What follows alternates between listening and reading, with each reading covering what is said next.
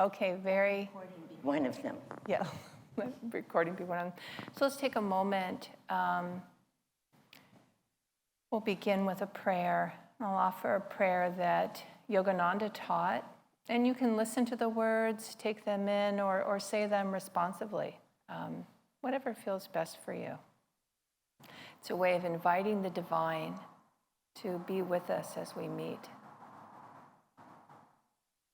Heavenly Father, Heavenly Father, Divine Mother, Divine Mother, friend, beloved God, friend, beloved God, great masters of self-realization, great masters of self-realization, Jesus Christ, Jesus Christ, Babaji Krishna, Babaji Krishna, Lahiri Mahashaya, Lahiri Mahashaya, Swami Sri Yukteswar, Swami Sri Yukteswar, and Paramhansa Yogananda Ji, Paramahansa Yogananda Ji, saints of all religions, saints of all religions, friend and guide Swami Kriyananda, friend and guide Swami Kriyananda. we humbly bow to you all. We humbly bow to you all. Help us to feel thy divine presence. Help us to feel thy divine presence. Help us to be comforted by thy divine love. Help us to be comforted by thy divine love.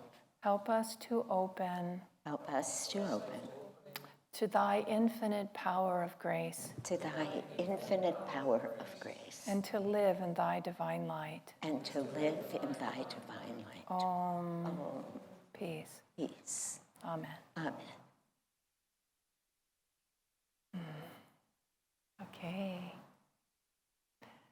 So nice to be with you all. And I'll take just a few moments just to talk a little bit, kind of just to invite us for our conversation. This is ongoing support for the Death and Dying Karma and Reincarnation class. So really, we're here to offer support and to provide a space for anything that you'd like to share or ask questions about.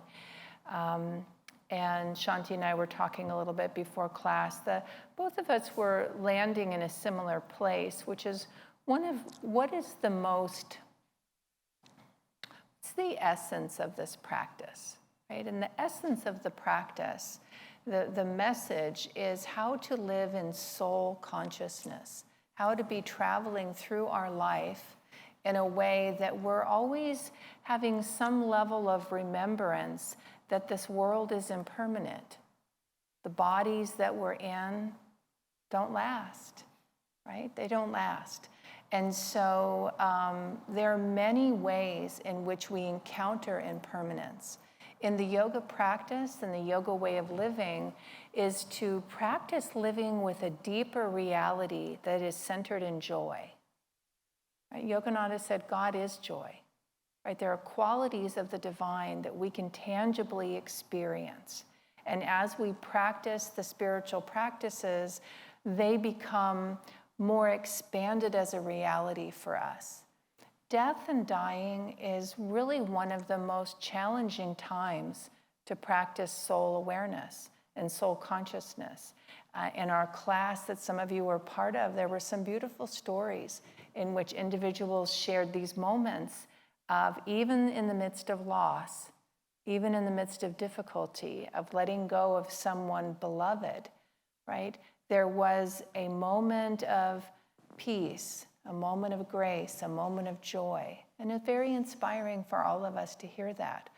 Asha has said many times, one of our spiritual directors, along with Shanti, of our Ananda Sangha here, she said many times that Swami said to her that death, nothing happens. Right? And it seems so confusing that could be true. How could that be true? Nothing happens. But what he was saying is the physical body, yes, that stops. That stops. But the soul, the consciousness, the essence of who we are continues. Right? It continues on its journey. So the practice and part of what we're holding space for here is that deeper reality of our own soul nature. So I think that's enough as a way of just kind of inviting the conversation.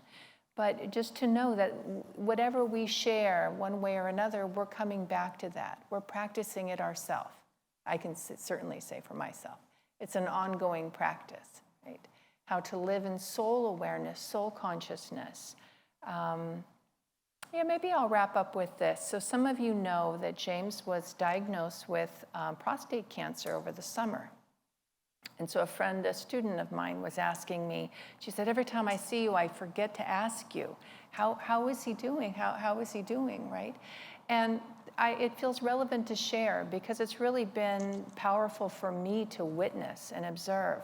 I said, and it's true, he's doing very well. He's doing very well. And primarily that has to do with his consciousness. Right? His physical body, it's pretty good, right? I mean, it's pretty good, but really in a humorous way, he said this, and I'll say it because he was being humorous, this just in, right? This just in, the body won't last. And this is around the time of diagnosis, right? Because it's not easy to get diagnosis like that. It's just not easy. And I will say as the partner, not easy. And so one of the last conversations with the surgeon who's saying, hey, it's all good, all looks good, and then you just get tested periodically, right? And what he was saying, which is very yogic, right? So don't worry about that, right? Live now. Live now, right? It's all good, right? You just have tests, and whatever those tests are, you'll act upon whatever that is. Right? And if nothing is there, nothing's there, and again you go. And James is really living that. And it's really a practice of super conscious living, of being able to say, what we have is right now. And then my student asked me, she said, did it elevate a sense of preciousness of life? It did. I said it did. We've always had a practice for some time where before we say goodbye in the day, in the morning, I'm heading off, he's heading off, we look in each other's eye. Just for a moment, right? We gaze deeply. Just, I love you. And that's what we're saying. And so that strengthened that, right? But it's so easy, it's remarkably easy to feel like you've got to get out the door. And one person's in the back room and you're by the door and just, on my way, right? And one of us will say to the other, eye contact, don't forget, eye contact, right? And we'll just take a moment and do that. So a lot of the journey of this is actually living well, right? That is the gift of impermanence. Don't waste it. Don't waste the time you have. It's precious. Dive all the way in. So I think that's enough to get us started. Yeah. And we just open it up for, here you are, anything you'd like to say, any questions you have. Yeah. And the mic is here. Yeah, beautiful. So I'll turn it on. And you have to hold it pretty close to your mouth for us to hear you. This one, not this one, you can hold Oh, it. this one, it doesn't have to be. Thank you, Shanti. But you do need to speak up. Okay, dear soul. My question is, we talk about living in the realization of soul nature of ourselves and others. Yeah. And for me, it's been much easier to understand that theoretically than to practice it. Yeah. There is a tendency to forget it at difficult times. So are there any... I know there are lots of things, everything on the path does help us to come back to that remembrance again and again. Yeah. But if there are any tips in times of when you forget that's true, to bring yourself back and continue to practice that more. Yeah. Beautiful question. Do you want to start with an answer? I can. Yeah, why don't you? Yeah. Would somebody close that door, please? Thank you, Gita. I think the honest answer to that is this is what living the spiritual path is about. This is why you're living in community. This is why you are here every Sunday and here at so many classes and singing in the choir, because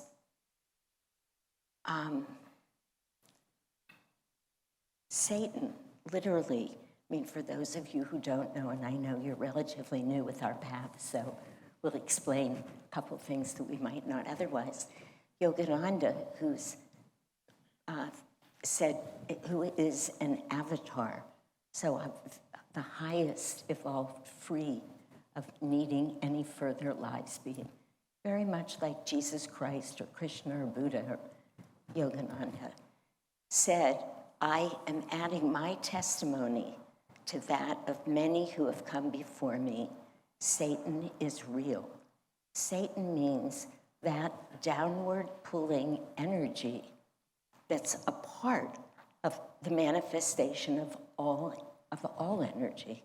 So all energy that's manifested from that one superconscious state of love, of joy, as Vivekadevi was saying, manifests not only as light and love and joy, wouldn't that be nice, but it manifests as pain and suffering and darkness and forgetfulness and many other things. And I'll tell you, just in this last 2 weeks, for whatever reasons, the people who have been coming to see me for counseling, and this is several hours a day, every day. It's just what it's evolved to. The tests are so hard, really hard, heart-wrenchingly hard. And I'm just realizing anew, this is an answer to your question, believe it or not. It's a little long, but it's an answer. How hard that downward pulling energy, that clutch that Satan has. I just had the image. It's like we're trying to float up, which is such a lovely image, except Satan has us by the ankles, and he's holding us there. And if we don't really kick him off and fight means bring a lot of energy, awareness, commitment, steadfastness, willingness, all the things you've heard about, he wins. Because we're so accustomed to thinking, this is hard, that's hard, this is painful. You know, life is really all about this body, all about our possessions. It's so natural to go there, even for people who have been consciously and thoughtfully on this path for decades, 50 years. Still, we forget. We get caught up. The ego gets a hold of us. So it is very hard. And exactly why we took a human birth is to fight this fight, the righteous fight, just like Arjuna saying to Krishna, I don't want to fight. I'm not going to kill these people that I love. And Krishna says, all of life, as you know it, is depending on you, because it's a righteous battle. And there are those righteous battles, and they always have to do with freeing ourselves from that kind of forgetfulness, in this case, is what you're talking about. But it's hard for every one of us. And if anybody says it's not, they're just not telling the whole truth. Because it is, and no matter how long we're on this path, how much progress we've made, we just keep seeing that which would hold us back. We run into it until there's nothing left, then we're free. So everything you're doing, Shantala, I'm saying it to you because I watch you all the time, is exactly how we remember. And suddenly things happen that might have happened 2 years ago that bothered you. And then you say, wow, how did that happen? I just tell a tale out of school here on Shantala. She's finishing her Kriya preparation, and she's about to take Kriya during Spiritual Renewal Week. And we were talking in one of the last Kriya prep classes. I don't know what it was even about, doesn't matter, attunement, devotion, one of those wonderful things. And Shantala, people were just sharing stories with some topic, but I can't recall right now. But Shantala, who is relatively new on the path, like a couple of years, but living in community, I mean, we all know, she just is sitting there like, it was just 6 months ago. I'm not sure I believed in any of this. And she meant it. She meant it. And she is fully immersed in this path heart wide open. How did that happen? It's all of what you're doing. And I'm certain that you're forgetting less now than you were. Does that answer your question?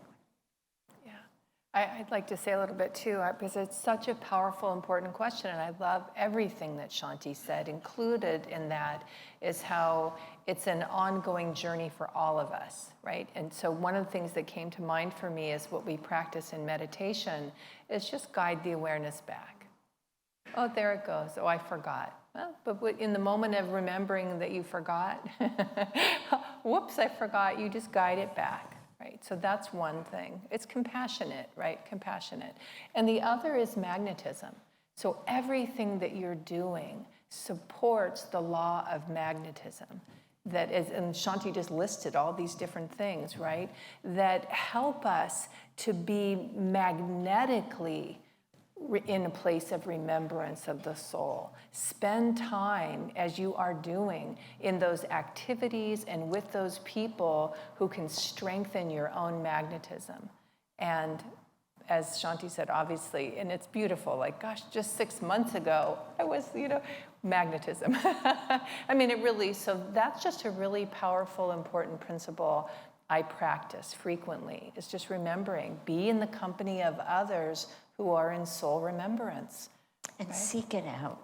Seek it out. Which, again, I think Yeah. you're very good at.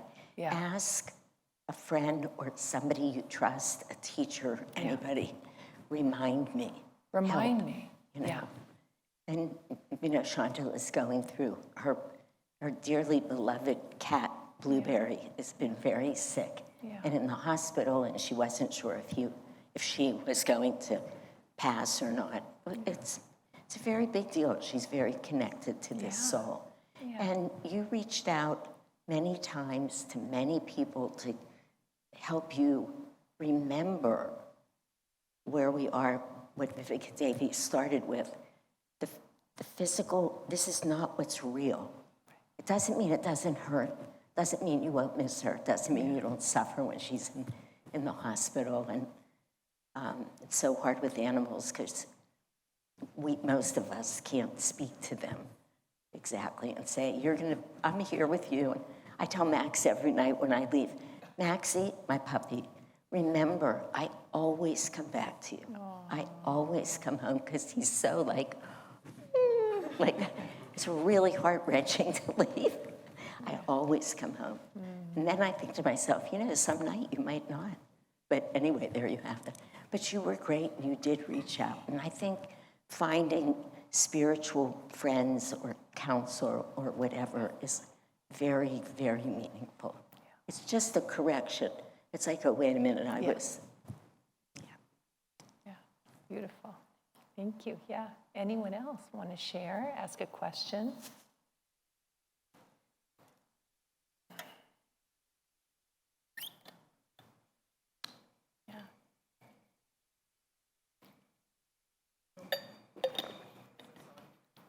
I don't think it's on.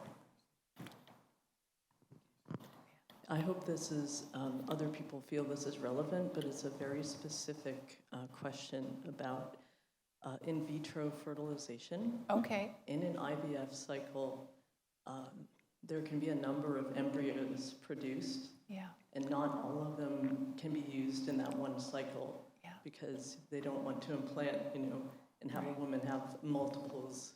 Right. It would be dangerous. So it's common to freeze the rest of the embryos. Mm-hmm. And what I'm wondering is if the soul enters the body at the moment of conception, so that embryo already has a soul. When the ones that are frozen, does the soul then leave? And then if that embryo at some subsequent time is thought to have the family try and get pregnant again, would it then be the same soul that comes into that embryo or a different soul? And then my last part of the question is, the parents would have had to make a decision around which embryos to implant and which to freeze, and what is the karmic implication of that for the parents? And so, just so I understand, what you're saying is the embryos that haven't yet been implanted, so the Yes. sperm hasn't been No, so the egg and the sperm Were- produce the embryo. they- and the got it. embryo is, you've got a Okay, whole and then you handful of choose the embryos, one to- one or two, Got and then it. the rest you might freeze. Okay, For very a good. subsequent attempt Got at it. becoming pregnant. Okay. Yeah, amazing. I'd like to. Please, yeah. Marie, this was a complicated and particular question, and she sent it to me today. Oh, So okay, good. I was going to bring it up, but very interesting question. And I actually meditated with it. Mm-hmm. So here's what came to me. I think truly, and this, I'm going to say more than this. I think it would take somebody far more spiritually evolved than me or anybody in this room. I'm sorry to say that. Don't be sorry to say that. I'm in agreement. To really know the answer. That's what I think. But here's what I want to say. I tried praying to Yogananda about it because that's what I felt was necessary. But there's a story from the Mahabharata which many of us have heard, but I want it with this class, so I'll tell it, where there are 3 brothers who are in the astral world, and they really don't want to take another body. They don't want to come back. But they have a guardian angel with them, and the angel reminds them that there was a curse put on them before they died.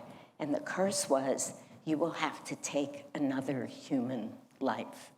So the angel says, this is in the Mahabharata, but it's a very profound story. The angel says, I cannot take that curse away. So you will have to take a life. Meaning be born. Yeah. But I can make it so that you don't have to suffer in that human body for very long. And the story goes on to talk about a king who's desperately wanted to marry this woman in his kingdom, who's the most beautiful woman in the kingdom. Finally, she agrees to marry him only under this condition. You will never question anything I do. If you question anything I do, I'm leaving, right?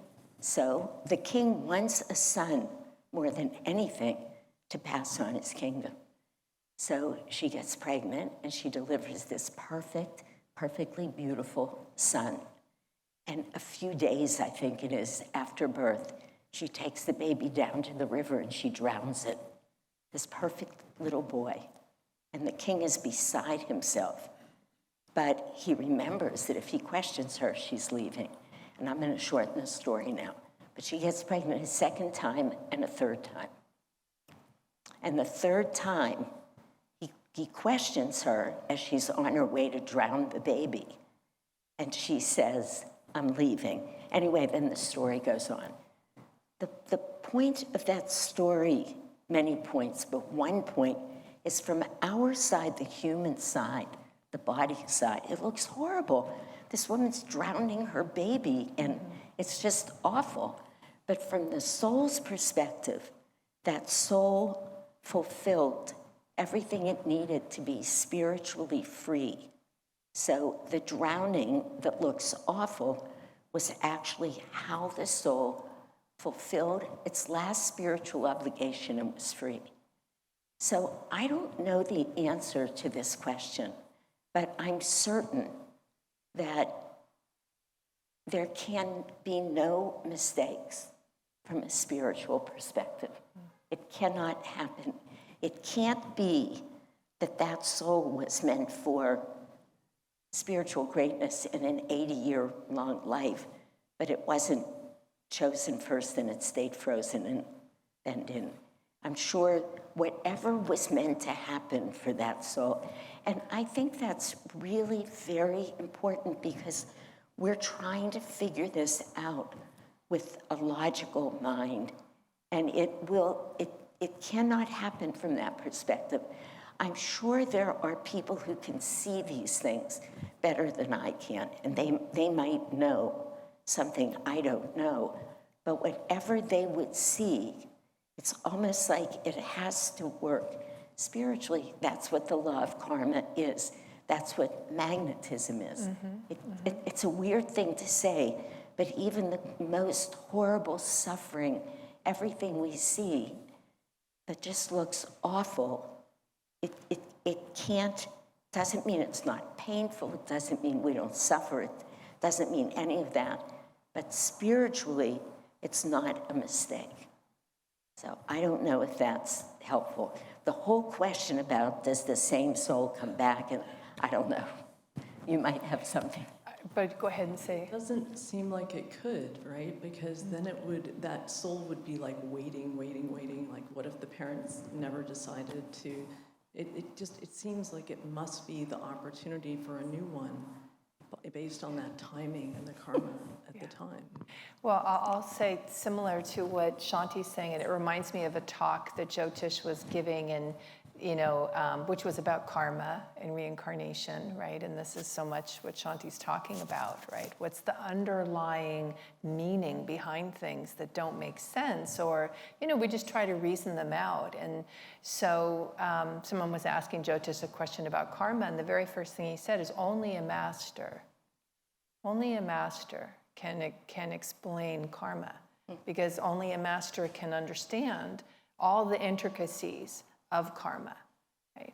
And so that was his first answer. And then I imagine intuitively, he said, I could offer you something if you'd like, which was so sweet. And your person leaned forward, yes. And so he did offer something for this particular person who was asking a question about, like, what might this mean, right? And so Jyotish gave an answer to that specific question, and it really did resonate with the young man. He said, that feels true for me. So my sense as someone who was listening to the conversation is that Jyotish intuited, right? That he intuited it and shared it, and it really resonated for the young man. And really it was this beautiful example of how, similar to what Shanti's talking about, how something that can seem wrong can be a blessing in someone's life. It can actually be something that's helping that soul grow, right? It can help that soul grow. So that came to mind, right? Is that, it was really the very first thing. So when Shanti said it just takes a level of advancement spiritually to be able to ask the intricacies of that kind of question, right? It's an interesting question that I also don't know the answer to. And I don't know if Jyotish would have something else to say about it, right? You certainly could ask him. But the thought came to me that, you're asking it for a reason. And I'm not asking you to tell me why. But, karma, it's touched you. It's touched you for some reason. I don't know why, right? Shanti was saying to me earlier, and you didn't use these words tonight, Shanti, when you were sharing, but it's coming to mind that in her counseling that she's been doing recently, these big challenging things. So if you don't mind me saying that, one of the things I heard you say is that you would say to someone, basically, where is the question coming from, right? We can't get an answer from the conscious mind. Right? The conscious mind is egoic, and I don't mean that in a negative way, right? I mean that in a limited way. That's all. Not a negative way, but in a limited way, right? So the conscious mind solves, it analyzes and figures out. And it might come up with the answer. It won't come up with a super conscious perception. And so I'm mentioning it because wherever the question originates in you, one thing we really can do is just what Shanti did, is offer it to the master. Offer it to the master. Years ago, and I don't know if this will help or not, but I was given for myself some guidance that has held me well, which is that which I need to know, I will know. And that which I don't, I won't. And it's just really, I've seen it prove very beneficial for me. So I can ask. If I need to know, I'll know even if I'm not asking. If I don't need to know, I won't. I just won't know. It just won't come yet. Now, one day, we're all self-realized, we all remember, we know. So that question will be answered for you, right? By you. That day will come, right? Maybe it'll come sooner. I would say, and I think this is important because even when you commented back right now, you're still saying, but wait, this is what I hear.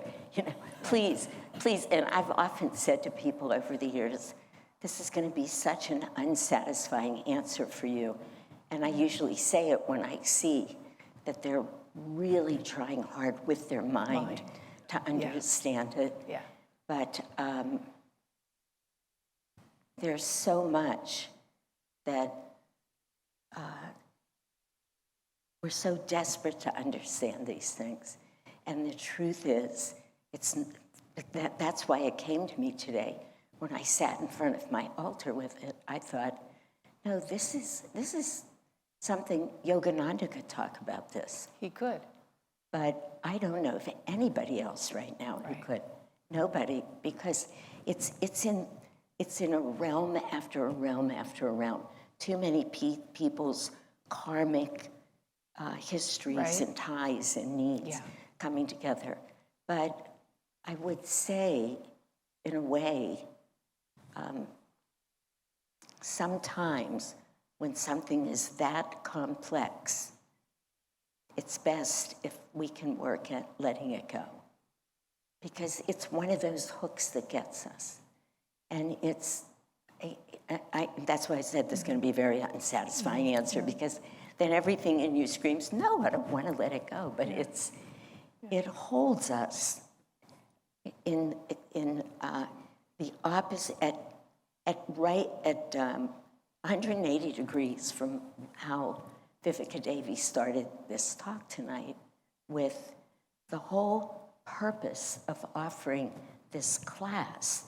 We used to offer it every 2 years, and not this class, but the 4-week, or we did it in 8 weeks a lot, and it was always very vibrant, like this was, and is tonight too. I mean, just because, but the reason for doing it is to really help all of us hold as close as we can that what we see is not what we get.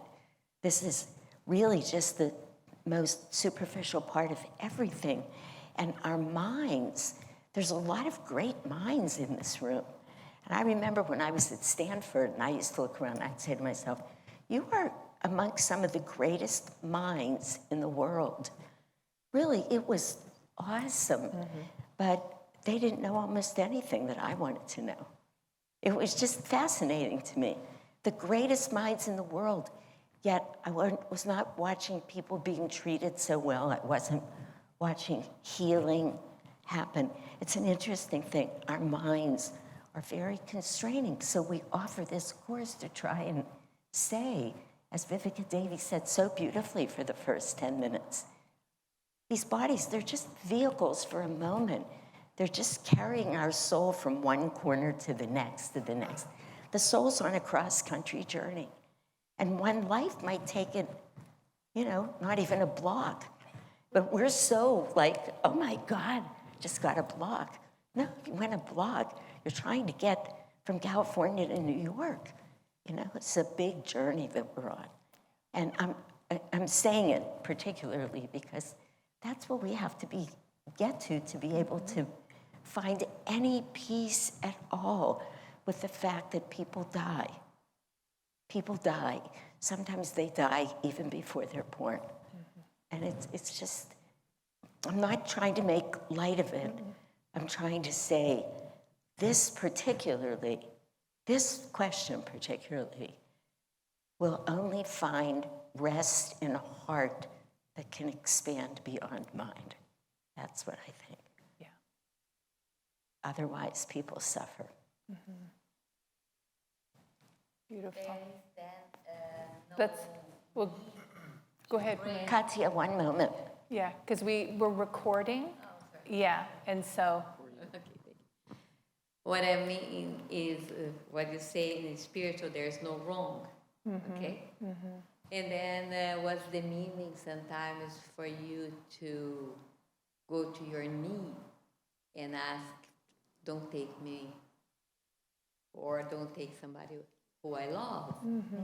That means our entire life, and I'm not saying for everybody, but mine, was believing in something. You pray, you receive it. You ask, you receive it. And then we are in this situation, you know.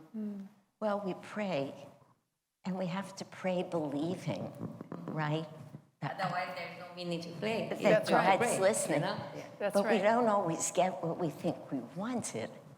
Then we have to say, can we accept it? If we pray, if I understand you correctly, if my husband were to be suddenly about to die, and I prayed, please don't take him, please don't take him.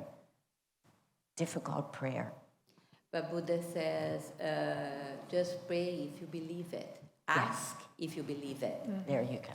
Yeah. You know? And then if I believe it's possible, I believe everything is possible in this world, then I ask. Yeah. If you ask, if the prayer is, do for him now what is best for his soul, that's a different prayer, but then we have to let go. Yeah. It's hard, yeah. It's one of the reasons that we include karma and reincarnation in the death and dying conversation. Because what Shanti was just saying, what is the best for this soul? It doesn't mean that I have to not want them to stay. It doesn't mean that. It's to be able to say what I can pray for healing, right? And what is healing? Sometimes healing is what the soul is needing looks very different than what I'm wanting in terms of them staying in their physical body. Maybe they will. It's certainly possible. It's fully possible for someone to be restored to perfect physical health. It is. And there are many miraculous stories about it. So there's no wrong in the awareness of if it is best for their soul, may they be healed physically. To learn, and this comes back to training our consciousness to be looking from the broadest perspective that we can. There's a story in India about a young female saint who had the power to heal physically, heal people. And many people came to her, and she healed many people. But her family kept saying, your father is so ill. Why won't you heal him? And she felt that she was not guided to do that, so she kept not doing it. But over again, why don't you heal your father? He's so sick, you heal all these people you don't know, you won't heal him. She finally couldn't take the weight of it, of the family asking her to do this. So she healed him, right? And in perfect health, he was restored to perfect physical health. Very quickly, he changed the spiritual life he had been leading because he was sick. Because he was sick, he was clinging to God. He was clinging to spiritual practice. He was very dedicated as a father and husband because he was so ill. As soon as he got well, he left. He was like, the karma, and Shanti talked about the downward pulling energy, right, of delusion, took him off in for his soul, a backwards direction. And she said, this is why I did not heal him. Because all of you thought this was wrong, it was wrong. But his soul was advancing because of what he was going through. So it's difficult to face difficult things like physical illness and death and imagine, but it's the teachings of yoga, and not just yoga, but it's the teachings of yoga that there are to look for the soul reality in what's happening. Look for the soul reality. Nothing wrong with wanting physical health and wellness and doing all that we can. Swami was asked one time by a woman who had cancer, should I keep going through treatments? He said, physical, human life is precious. It's precious, and especially because you're on a spiritual path, you should do everything you can to take care of that physical body. Everything you can to take care of it. He said to her, excuse me. Go ahead. But he said to her, as long as you think that you can make more spiritual progress, take more treatment and stay in the body. Thank you, Shanti, because that's important. Why are we keeping it alive? Why are we keeping the body alive, right? There's a physician many of you may know. You might remember his name, but his whole thing was about trying to bring into the medical world that these bodies are mortal. And we go to extraordinary measures to override that because it's so hard to let the physical body go. And he, as his own self as a physician, said, I've made mistakes when I was encouraging treatment, when it wasn't the best thing for the quality of living of the individual, right? So as a physician, he recognized this is not the way to do healing medicine. This is not the way. But, it's a balancing act. It's an art. It's not cookie cutter. It takes deep discernment, deep listening, deep awareness but asking these bigger questions, right? That in the conscious world, they're not asked often, right? They're not. So it's not easy, whatever's prompting the question. It's not easy. It's not easy to let go. It's not easy to have someone not be restored to physical health. It's been my experience that the prayer was answered for me when the outcome isn't what I wanted. So I do pray believing. I do, right? And part of that belief is that God loves me, loves everyone, and is tending to the well-being of all. So when an outcome is very, very, very different than what I wanted, which can create a spiritual crisis, right? It really can. I've had that experience where it created, and what I learned from it is my relationship needed to expand. My spiritual life needed to get bigger because I slammed right into everything about this feels wrong. I believe in God. I believe God loves me, but everything about this feels wrong. Now what? Now what? And I needed to seek support. I needed it. I really needed to expand my spiritual life to find peace. I couldn't fake it. Right? And that's part of our intention of this class and this ongoing support is to try to provide a place for growing, expanding, every one of us, our consciousness, our understanding. It's not easy. It's not. Death and dying, it's not easy. Illness, it's not easy. Yeah.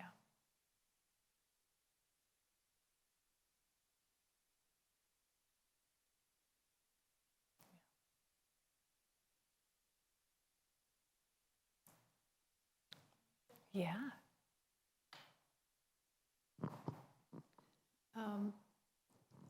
I had a conversation with my sister many years ago after she had 3 children.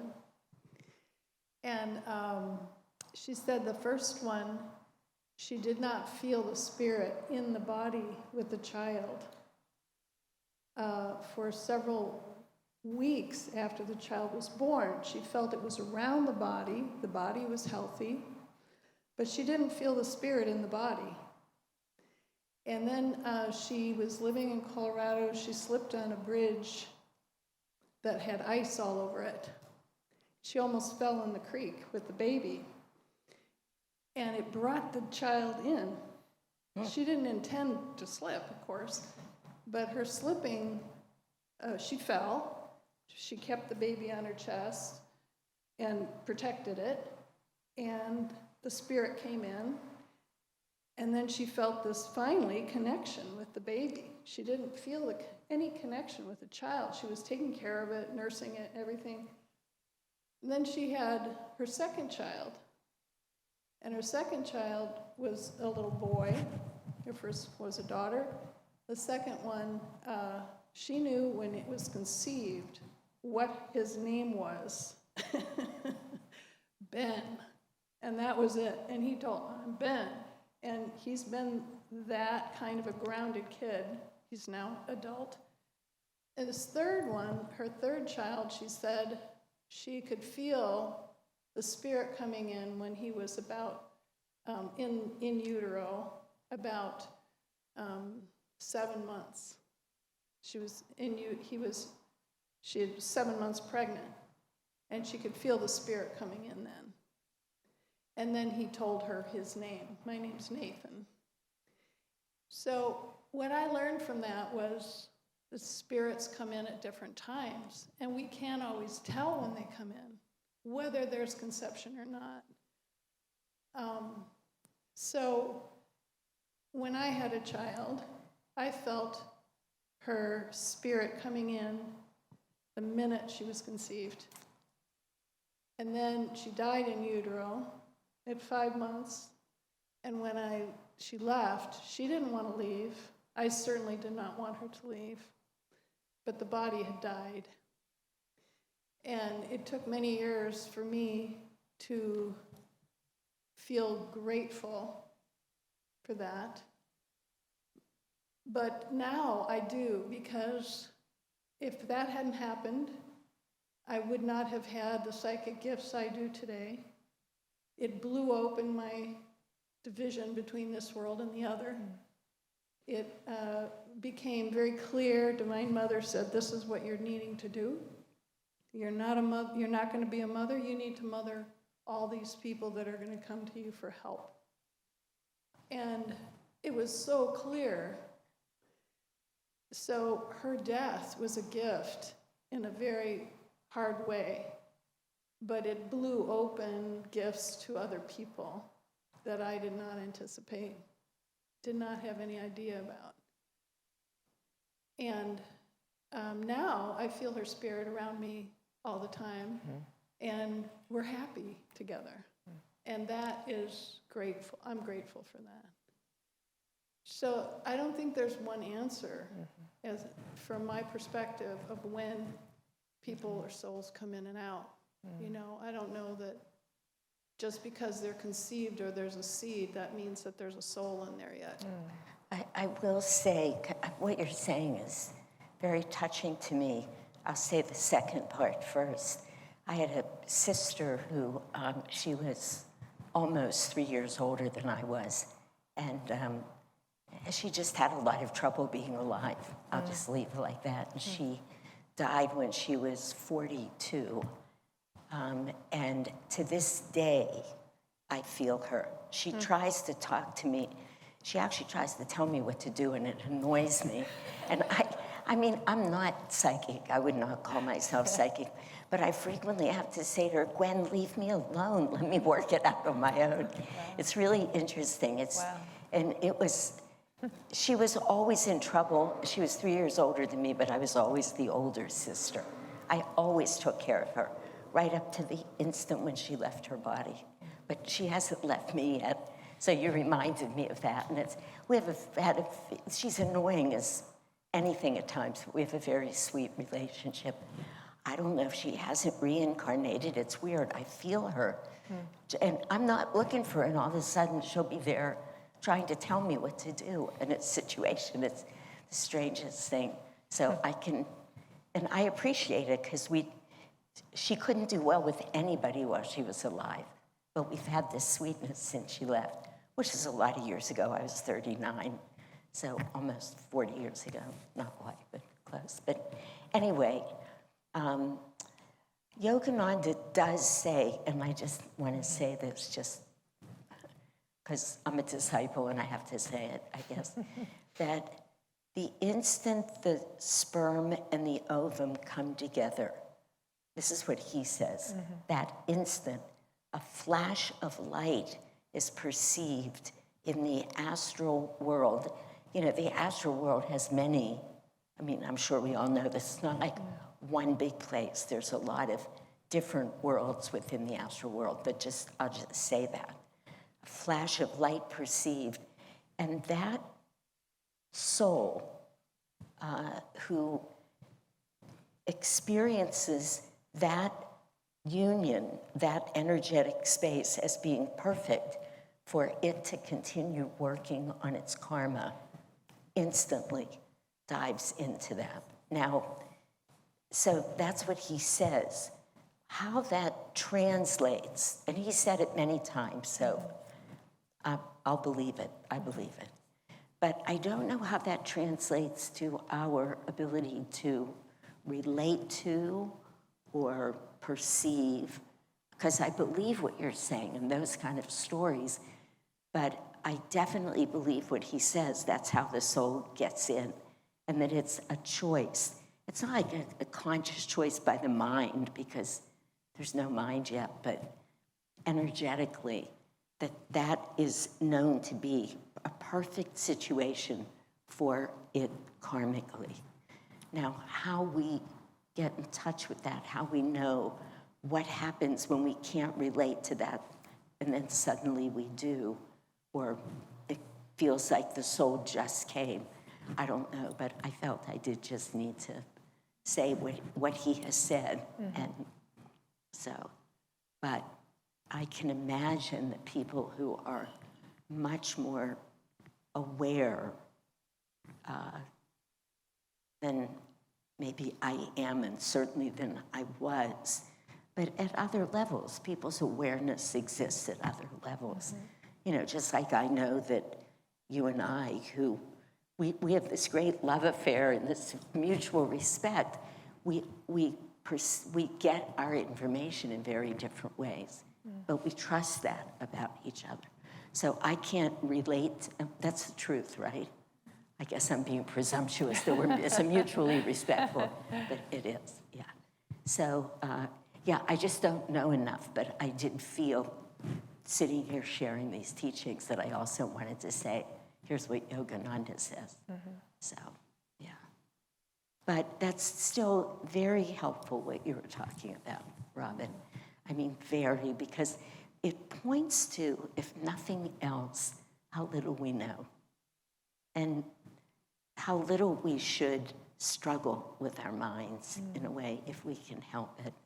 You know, I've met with so many women over the years, many women who have had abortions, who could tell me 40 years later the date, the time, everything about that abortion. They have not yet been able to let go or move on. So we're so often stuck with this very narrow framework of an understanding of how this whole universe works. And it's nice to realize that it's infinite and there's infinite possibilities and ways, things we can't know. So, anybody else have an experience, a story? Right there, Ellen. Ellen, yeah. Yeah, I have a question. It strikes me that every time, not every time, but most times when you're challenged with an illness or a sickness, or you're around somebody who's dying, there's Ellen, hold that in A front little of you. closer, yeah. there's such a great spiritual opportunity and such spiritual energy that it's beautiful. I mean, so that in the course of something that we normally consider very sad, there's a lot of beauty and joy. So it would be nice to create that without having to go through the death or the sickness, or to hold on to it more strongly once you're through that situation. And so I'm just asking for any guidance on how to do that, because it just seems like it would be wonderful if we could do that. Can I understand, you're saying we go through these very hard times, tell me if I'm wrong, and then experience some other level of greatness from an At the experience. time we're doing it, yes. You know, when someone's dying, the and we get grace. through the crisis, and life gets back to whatever the new normal is going to be. And well, I'm speaking from personal experience. I lose part of the connection that I have. I still have some of it because the memory is there, and I can go back there. But I would like to hold on to it more strongly. That experience that you had, is that what you're? Yeah, and I think that when I've talked to other people, that's common for them too. Yeah. You know, so it'd be nice to be able to hold on to that more Yeah. strongly. I can say something to that. So what I'm reminded of, Ellen, is, and I've also experienced what you're saying, right? This kind of extra grace that is present when someone's transitioning, right? And for those who are nearby and who very often, what I've observed is they're given an extra portion of grace to work with the experience, right? So a lot of expanded consciousness can happen, and awareness and awakening, right? And it's interesting because we're talking about birth and babies coming, and I've also heard very similar things, that these 2 points of entry, coming into incarnation, and leaving incarnation, extra grace is present, right? So I'm sharing this because in my counseling practice, one of the questions I would often ask so that I could understand where someone was coming from is, you know, what has been your experience of the divine, right? When have you experienced the divine? And one of my students was telling me about when her twins were being born, that for some, well, there were reasons, but medically they thought that the babies were very compromised physically. So it wasn't an easy decision to go through with the birth. But both she and her husband felt like they're ours. And whatever it is, we want them, right? And so, yes, it's a challenge, but we'll take the challenge. That was what was right for them. And so she said, right before it was time, and the day of labor, the day of birth, suddenly, and she was telling me this in answer to the question, when have you experienced divine grace? She said, suddenly I was filled with a peace and a calm and an ease that I recognized it felt divine. And she said, I just knew the babies were fine, and I was fine, and all was well. And she said, and it stayed with us for a long time. As it turned out, the babies had no physical issues at all, right? And so, but she was in what she described as a bubble of grace that just really stayed with her, right? And one of the reasons I also asked that question is because in part of what I'm doing with someone is helping them to do what you're asking about, which is how do we stay connected to these moments of expanded awareness? And part of it is remember them. Really remember them. Yogananda at one time talked about in terms of relationship and partnership. He said for marriage, and your anniversary, go back to those early days and remember the love and savor it and bring it back in, because everything's vibrational, right? So the memory, it is as real in our remembrance as the time of it happening. So one of the practices I've found very helpful is to remember every time that you've had expanded awareness where you touched God, God touched you, and write about it, reflect on it, bring it back into your consciousness, share it with a friend, share it with someone who believes in spiritual things and has spiritual aspirations. These things strengthen the experience. It's a real experience. It's eternal. There's no past, no future. Like, it's really in the now. So I have found that to be incredibly helpful. And on a daily practice, so Frank Laubach comes to mind, right? So his was, practicing, he called them I think we called it the game of minutes. But, do you know his story? Is that right? So the practice of presence. So one of the things that I will do is I imagine God and I are playing hide and seek. I really do. And I will say, okay, I'm going to look for you today, right? I see you, I see you, I see you, I see you in that kindness I see you in that flower. I see you in that moment. I see you, and I affirm it, right? I affirm it, and I look for it, right? So what we say, the seeking draws it. The longing draws it. Like, keep the longing alive. That's what we really, it's been my experience I need to do, because I'm hearing you say, like, you know, it happens, it's amazing, it's wonderful, we share it, and then, you know, it's time to do this, it's time to do that. Like, the mundane reality creeps back in, right? So to actively put out energy and have practices, and nature's another one, right? But these things, and in my experience, it keeps it alive. But as Shanti said, like, that downward pulling energy will grab us. So unless I actively seek the presence of God today and keep these things alive, I remember, I saw, it happened. It wasn't my imagination. Then we live in really what's real. I'm going to use the word magic, but it's what's, you know, the wonder, right? Yeah. Yeah, it's such a good question. I think the most important, not the most important, it was a beautiful answer, but I'm going to highlight it so it doesn't get lost, Sure. is that what makes that moment, even as somebody's passing, so magnificent is just that a lot of the smokescreen of life is gone. It gets very real, and very real means truth is one. It's eternal. It's that oneness. So in those moments in life where all pretense of anything else is gone, we are sitting in the magnificence of truth, of true love. So I just didn't want that to get, because that's what happens then. And why is it hard to hold on to it? Because we slip back out into this. I mean, not this. This is nice compared to usual everyday life. Yeah, and we have to really, and it's beautiful what you said, seek it, because it's not, we don't just have to wait for it. Expect it, seek it, look for it. Anyway, lovely answer, beautiful. I didn't mean to steal the mic. I just have a basic astral question. That's almost Basic astral. right.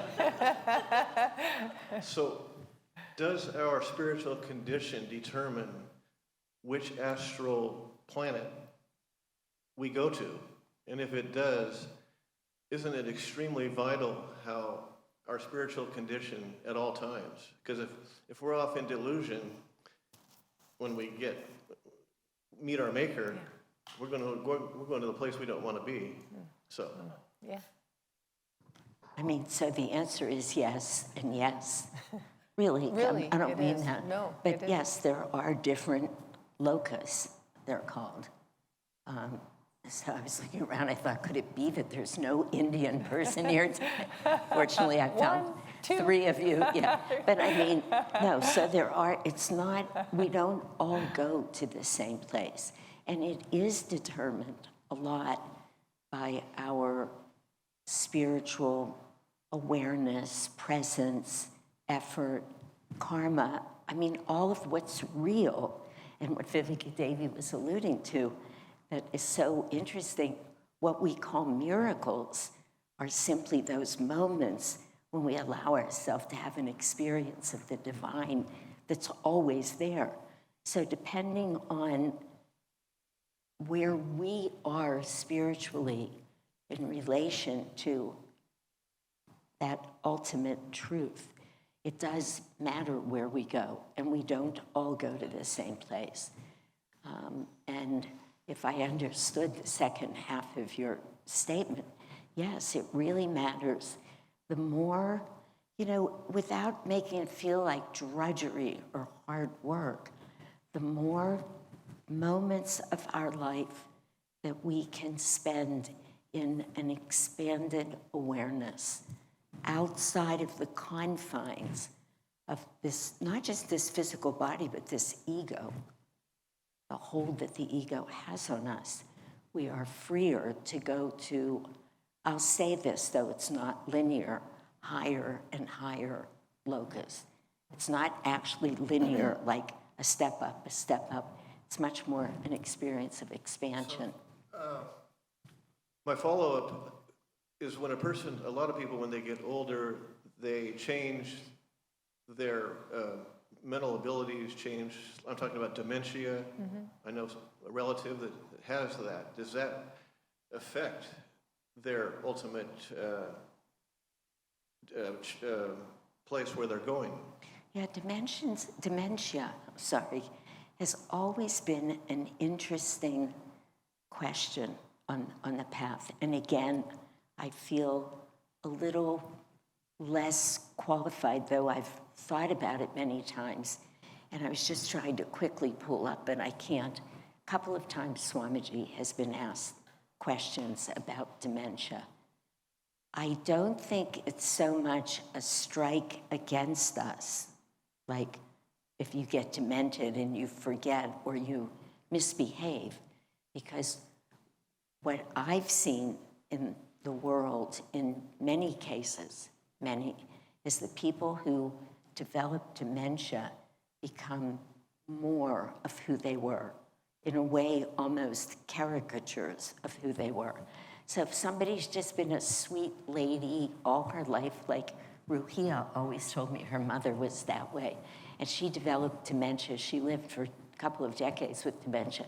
She was just the sweetest thing. Ruhia, her daughter, would walk in and she'd say, "Oh, sweetie, you're so darling. Now, who are you again?" was her daughter, you know. And I have personally watched dozens, if not more, people who were just ornery, if not downright mean in life. And when they get demented, they are more than a handful. They go in that direction. It's almost like it's disinhibiting.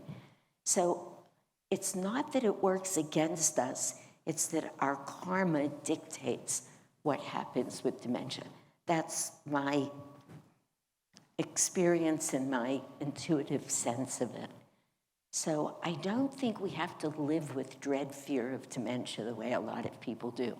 From a spiritual perspective, I don't think we ought to live with dread fear of it from any perspective, but certainly not spiritually. I don't think you get strikes against you because it looks like that person's not making spiritual progress. We don't really know. Does that answer your question? Yeah, the other thing I would say, Bud, is that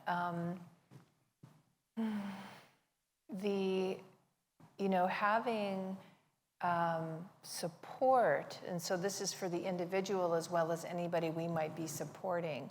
So having an environment that provides an uplifting vibration spiritually really can be profoundly helpful in having our consciousness where we would like it to be as we transition, right?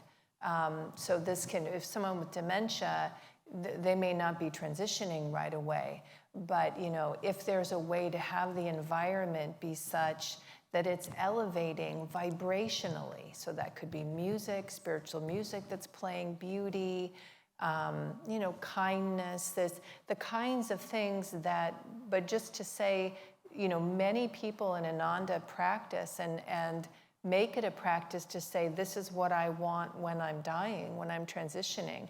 And what they're looking for is spiritual support so that they have friends there spiritually who are helping them be unafraid, helping them, live with a consciousness that's an elevated consciousness. I'm just mentioning it because it can be hard to do, and we practice now, right, so that it's easier then, but we also, part of the practice is not doing it alone, having those around you who will help you,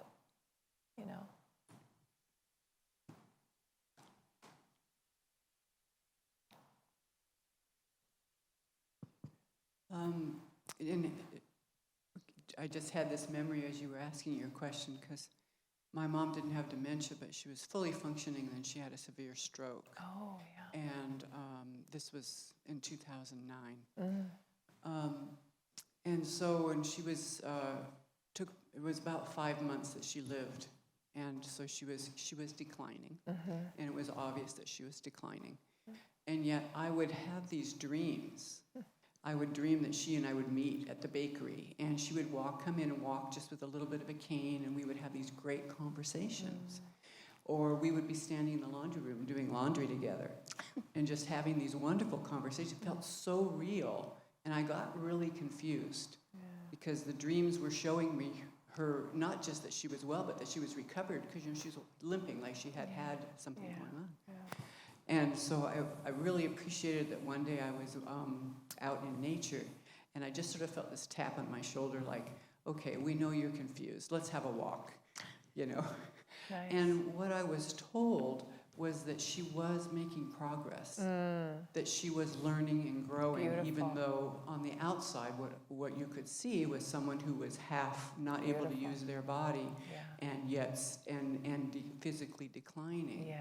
So anyway, I just wanted to offer that too, that was very, very helpful. Well, Rob and Michelle, that's so beautiful. And what I want to just acknowledge is what I was trying to say earlier about when we offer confusion, uncertainty, questions that we can't make sense of, right, to the divine, we can sometimes receive a divine answer. It's been my experience, right?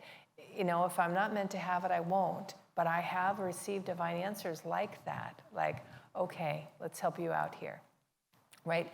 That it sounds like we're also coming to you in your dreams, that we're, like, what am I experiencing here? This is so real, which is something Yogananda said about when dreams have that quality, they don't seem like a dream, right? So like spiritual dreams, they don't seem like you're dreaming.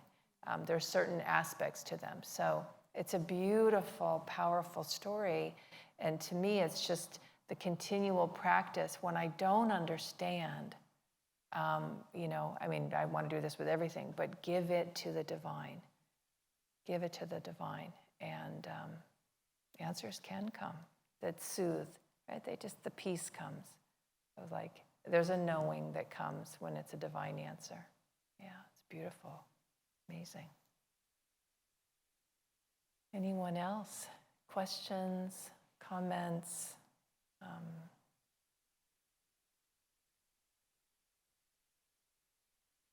One more, okay. On the astral world. In the astral world, do we feel what we feel now when we pass over? Well, when you say what we feel now, just be maybe a little more specific. Like, are we feeling the same type of experience as in this world? You mean like fear, guilt, pain, happiness? Yes, right. In the same time, references. So let me just say to you, I don't have any memories in that very direct way of the astral world, nothing that I would have called that. But you know what? That's not true. I'm not gonna say that answer right now. Okay, so is that your AY with you? I don't know, is that the Autobiography of a Yogi? That might be Jita's. Is that yours, Ben? Right. Bud? Okay, so you might have already read this, but Sri Yukteswar's Resurrection, right, is really one of the most beautiful descriptions of the astral realm. Since you're asking these questions of the astral realm, he really does go into detail about the experience. And he touches upon things you've said, which is, the thoughts that you hold, align you with a particular vibration. So you might reread it if you haven't read it in a while, and just see if these answers that are rising in you, it's good, seeking is a good thing, right? Are they answered there for you?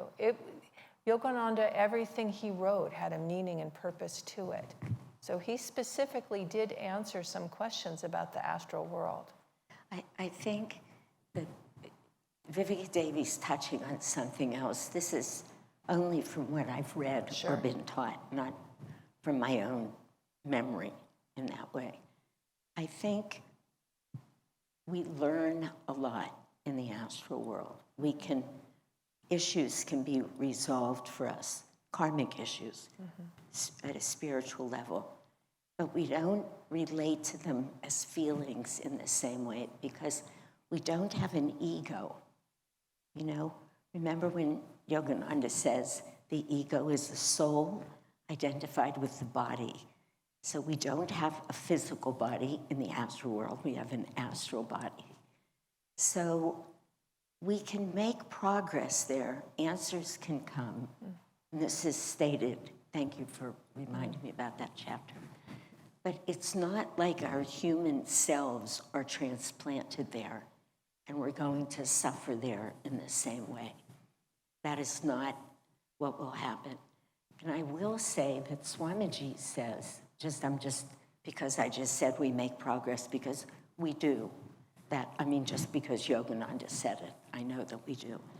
But Swami said, you can make so much more spiritual progress in a human body so that many souls that are having a grand experience in the astral plane will choose to be reincarnated, even though they know that they'll suffer more.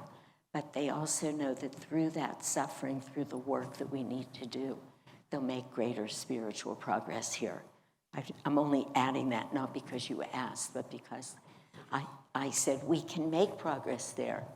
But yeah, he says it very clearly in the Raja Yoga book and in the chapter on astral anatomy. That's why we come back. Yeah, we keep coming back because we're trying to make progress on this road, the path that's taking us really inward to our true divine nature, and that we can make more progress at the human level than we can because the astral worlds are so appealing. The colors are so beautiful. The music is so lovely. The light is so perfect. It would be easy to just hang there for a long time.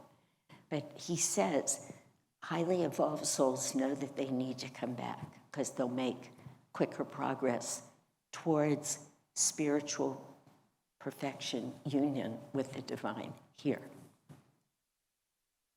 Yeah. That was not completely only about your question, but it was. Yeah. Meet in the middle.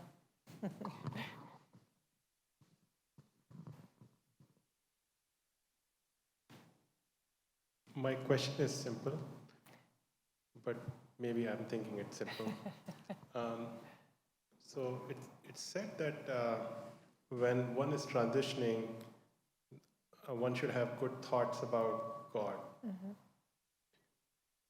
But how about the entire life? Yeah. If you are living through the life, right. Does that one time matter? Because what if you are hit by an accident and you are seeing, oh no, and that was the last thought you had? Yeah. Yogananda says very clearly that the very last thought we have before we leave the body is he doesn't use this word huge, but it's a big determinant on where we go. But he also says it's very hard if you haven't been practicing right-mindedness, right attitude, living with love, with positivism, to suddenly find yourself there. So we hear all the time, practice while it's easy, because you cannot live a life of lying, cheating, stealing. You wouldn't even know in that last moment to open your heart and to be loving and to only have a loving thought. So he does say it's the most important thing. I spend a lot of time getting ready. Sometimes I sit around and say, okay, if you have a cardiac arrest right now, remember to think a really good thought.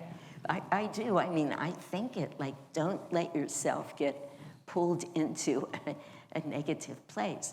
but we're all the ones who are practicing. Anybody who's here tonight, we would only be here because we're interested and we're living these teachings and we're making great spiritual effort, all of us. So, yes, he says that, but we can only live a certain kind of life and find our way there.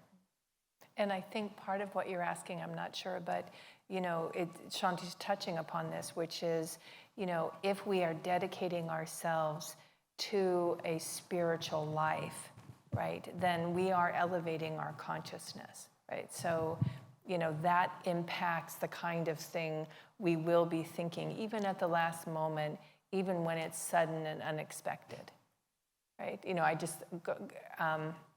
Gandhi comes to mind, so I'll say Gandhi, right? So when he was shot, right, he said Ram, like, it's so to trust that this is the point. We practice, as Shanti said, when it's easy, so that we condition ourselves to be in the habit of thinking of God, of thinking of the light, of, so that the likelihood will be there for us, whatever the situation, that we remember the divine, that we remember the light. I had an interesting experience once on my way up to the village with, I'll just say, a friend was in the car with me, but he was relatively new on the path.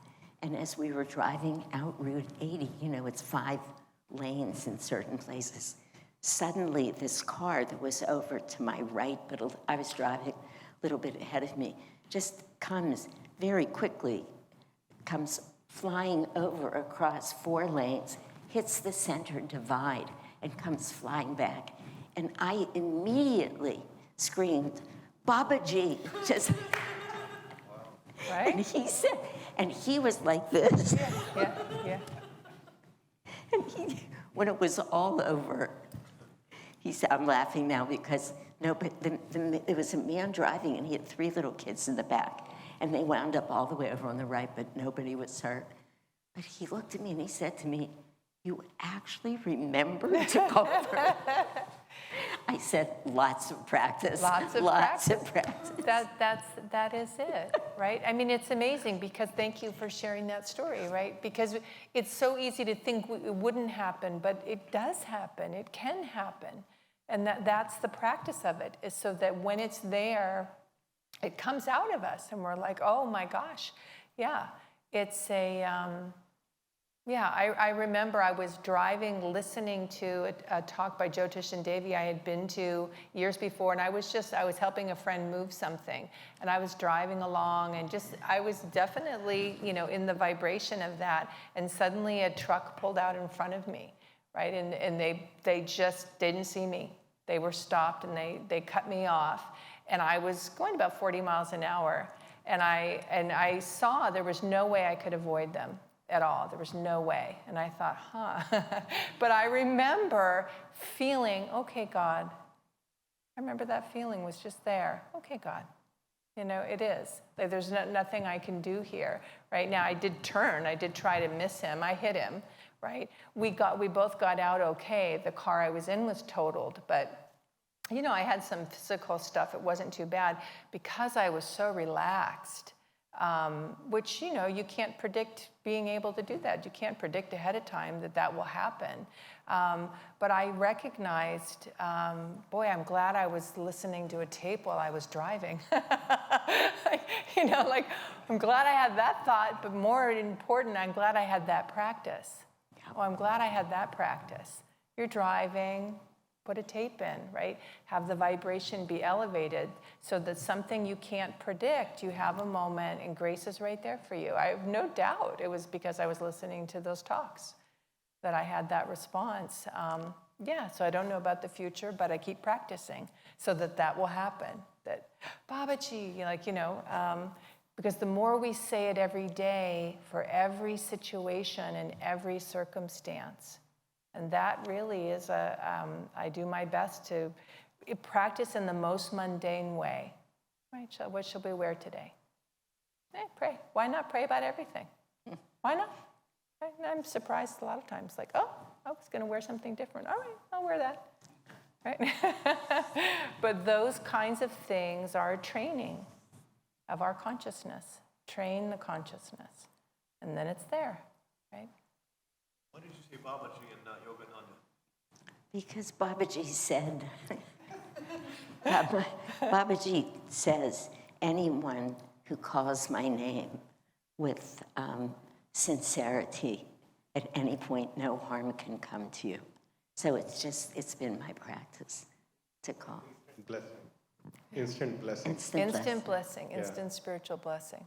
But you know, I just say this is a little off topic, but meaningful. You know, we all know in that first page of the autobiography of a yogi, Master wrote that beautiful phrase, lest ye see signs and wonders, you will not believe. It's very powerful when you think of it. He said, if I don't show you miracles, you won't believe in any of what I'm about to tell you, because, as Swamiji says in the Raja Yoga book, in order to listen to what's in that book and learn it, it will take a complete revolution of the mind. In other words, you cannot come in with the mindset the way it is and accept these teachings because, you know, I mean, what they're telling us, they're what we always called miracles, and we just couldn't believe it. But I was driving out Route 880 one time on a way to see a man who was my spiritual teacher for many years. Sant Keshava Das was his name. Many of you have heard me tell this story. He had a place over in Oakland the 6 months of the year that he lived here. And I had a hugely busy medical practice at the time. And I would finish 11, 12 at night in Redwood City at the hospital. And I'd drive over to Oakland alone. This was days before cell phones even. I mean, so I was on the road late at night all the time. And I'm driving down one time. You know, there's always traffic on 880. And a couple cars in front of me, I watched this accident happen. And, you know, again, it's 5 lanes of traffic. There is nowhere to go. The accident happened so quickly, this woman's car started spinning like this. I swear, every time she spun around, for about 3 spins, I looked in her eyes. She was spinning around on route, and I'm saying, oh my God, just like that. I kept saying, oh my God. There is no way to not be. And it turned out to be a huge pileup, huge. It was all over the news. Suddenly, I'm on the other side of it. And I'm driving like nothing happened. So I pull off the road and just literally take a few deep breaths. And then I get back on the road. I get to the house in Oakland. This was a man who I called Guruji for many years. And I opened the door, and I looked at him and I said, Guruji. And he looks at me, he goes, that was a close call, wasn't it, Mother? That was a close call. We have no idea. We have no idea. But the more we think about God, the more we believe, the more we're open, expecting miracles, expecting clarity. I mean, what Vivekadevi was saying before, expecting grace, it's there. And our job is to know it's always there, even when, as I said about an hour and 20 minutes ago, even when it isn't what we were praying for. It's not what we thought we wanted or needed. But when we're praying, and this is why I said pray believing that God is listening, and that divine presence knows what we need, and it will come. So, yeah. Should we sit for just a moment? Yeah.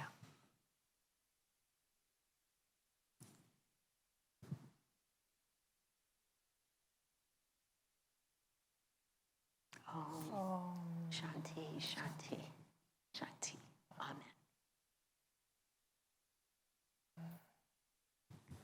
Well, it's a lovely So good night to be with you. Thank you, dear friends. Yeah.